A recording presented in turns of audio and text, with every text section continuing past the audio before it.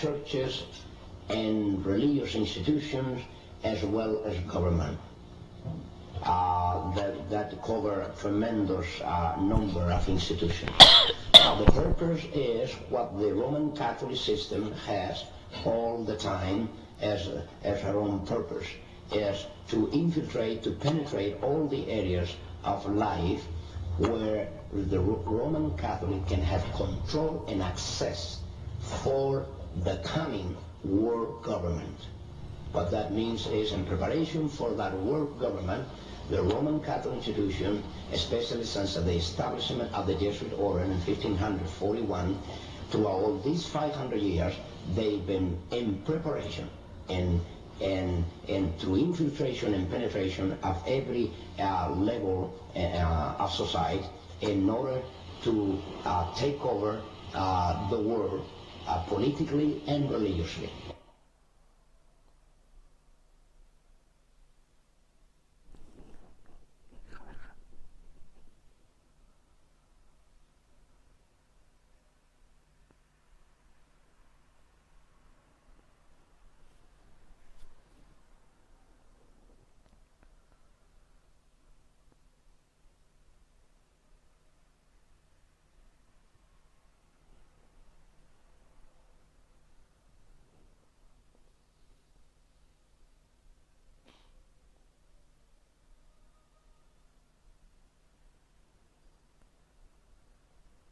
My devotion to the Constitution and support of it.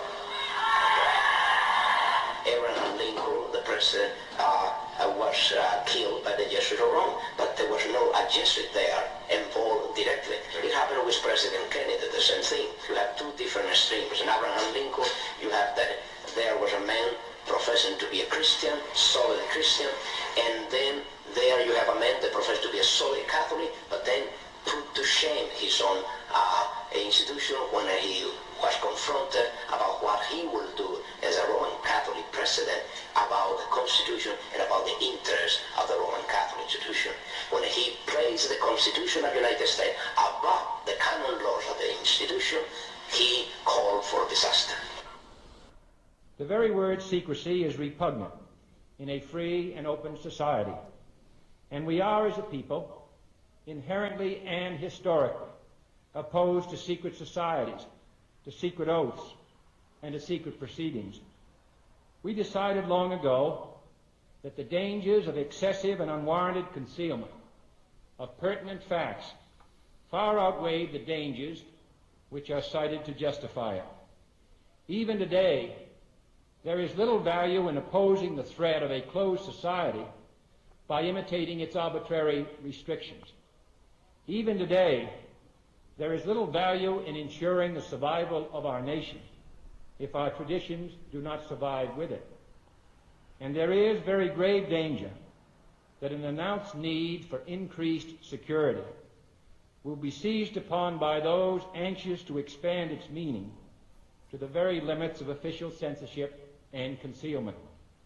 That I do not intend to permit to the extent that it's in my control.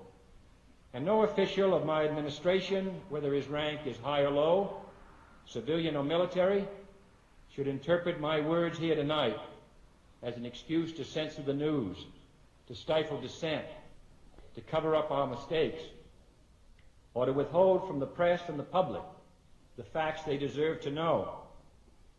For we are opposed around the world by a monolithic and ruthless conspiracy that relies primarily on covert means for expanding its sphere of influence, on infiltration instead of invasion, on subversion instead of elections, on intimidation instead of free choice, on guerrillas by night instead of armies by day.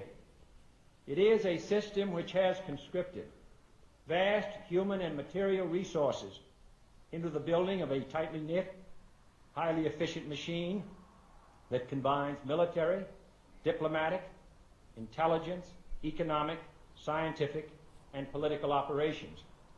Its preparations are concealed, not published. Its mistakes are buried, not headlined. Its dissenters are silenced, not praised. No expenditure is questioned, no rumor is printed, no secret is revealed. There are two doctrines that define very well these dangerous goal of the Roman Catholic institution. Two doctrines define this very well. One is called the doctrine of the apostolic succession, and that is dealing with the papacy. And the other is the doctrine, the temporal power, and that is dealing with world government. Of course, both, because you can see that even the Pope and his own individual office, he meet those requirements.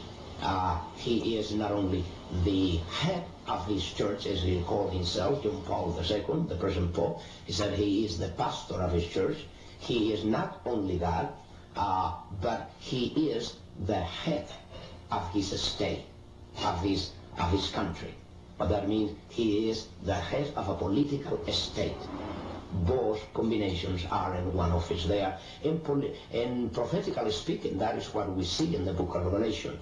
The political power always hand to hand with the religious power. There is more, but I will mention these three, the most important ones, in dealing with one special area, prophecy. They were assigned to deal especially with prophecy, with the purpose to do two things at least: to cover up any prophecy relate to the origin of the Antichrist, relate to the Antichrist, and relate to the papacy, relate to the Antichrist. And second, to cover up any idea that the Roman Catholic institution was never a Christian church, as I pointed out before. What that means is to make possible in Bible commentaries and church history that the Roman Catholic institution always will appear as a Christian church falling in apostasy, and then we need a renewal, That was the idea that Rivera, Alcázar, and La Cruz tried to trace. Among other things, they tried to implement the idea that most of the prophecies of the book of Revelation were already fulfilled by the time of Nero. What that means is that don't worry about prophecies today. Don't worry about the Antichrist. Don't worry about a one-world government. Don't worry about nothing like that. Yes, that's correct. And then Mr. Walter Martin, he himself, even so that I knew his name and the list of very confident persons by the Jesuit order. What that means is that the Jesuit order will have a list made up in the United States of people as well as institutions that are worth trusting. And Mr. Walter Martin, I even mentioned to him in this confrontation with him that his name was listed in that list. What did he say? And he said to me, well, I don't know why my name is there. I said, you should know. You should know. Yes. I said, you should know. As a matter of fact, why Mr. Walter Martin, 25 years ago, he even wrote about the cult to Mary, a book about Mary, and 25 years after, he have a list, as a matter of fact, that I have with me, a list of cults where he lists the most dangerous cults, and all who in the list of his most dangerous cults are Christian Science, Jehovah's Witnesses, Mormons, starting with the Mormons. And suddenly, I was expecting that he will place at the top of the most dangerous cult Roman Catholicism, but were the Mormons. Now, the Mormons become the victim of Roman Catholicism not only, but become the victim of Mr. Walter Martin, because even the Mormons are the product of Roman Catholicism. And while knocking on different doors to gain entrance, he was invited into a home very quickly, and he wondered how come he didn't have to use his door openers. When he went in, the fellow who had invited him into his home said, I know who you people are. And he said, well, what do you mean? He says, well, let me show you something here. And he moved aside a rug from his flooring there, and under that rug was a door. He lifted up the door, and here were stairs that went down into a basement. And he said, I would like to show you something. So they went down into the basement, and this individual whose home he was in showed him just many files. And as he was looking at these files, he wondered what it meant. He said, well, he says, we know who you are, and I would like to ask you a question. Name me a name of somebody who belongs to your church. And so he said, okay. He named him a name, one of his girlfriends. And this man went to a file, picked out that name, and said this person was baptized on such and such a date, a member of such and such a church, etc.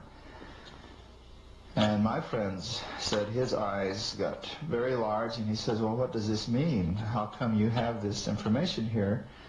This fellow said, well, I belong to the Catholic Church.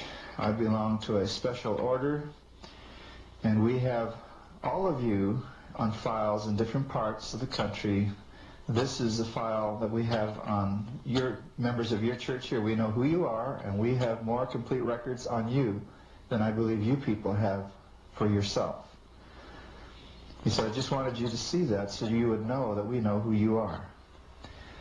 Well, my friend left that home. He didn't sell any books, but I think he became a more serious, thinking individual after that.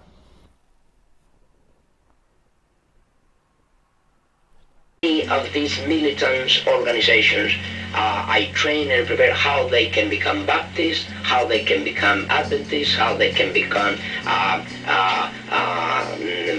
Methodists, how they can become Presbyterian, how they can become Pentecostal. Of these militant organizations, I train and prepare how they can become Baptists, how they can become Adventists, how they can become Methodists, how they can become Presbyterian, how they can become Pentecostal, and all these areas where they most influence.